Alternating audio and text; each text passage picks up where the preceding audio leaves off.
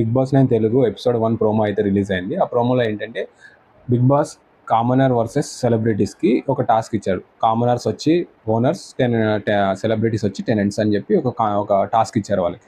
ఏంటంటే ఓనర్స్ ఇంట్లో ఓనర్సే ఉండాలి, టెనెంట్స్ ఇంట్లో టెనెంట్సే ఉండాలి. యాక్చువల్ అక్కడ వాళ్ళు ఏం చేస్తున్నారంటే ఓనర్స్, రెంటర్స్ అంటే సెలబ్రిటీస్ వచ్చి ఓనర్స్ వాళ్ళ ఇంట్లో, అంటే మన కామనర్స్ వాళ్ళ ఇంట్లో ఉండి తినడమో అవన్నీ చేస్తున్నారు.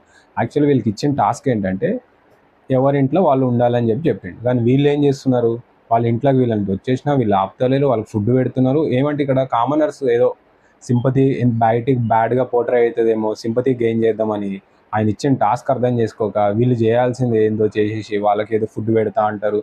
బిగ్ బాస్ చెప్తున్నా కూడా పర్లేదు మేము రిస్క్ తీసుకుంటాం, మాకు ఏదైనా పనిష్మెంట్ వస్తే మేము తీసుకుంటాం, మీరు తినండి, హ్యూమానిటీ గ్రౌండ్స్లో మేము ఆలోచిస్తున్నాము, మాకేం ప్రాబ్లం లేదు, మీకు ఏదైనా మీకు ఏదైనా పనిష్మెంట్ వచ్చినా అది మేము తీసుకుంటాము, మాకు ఏమని అడుగుతాము.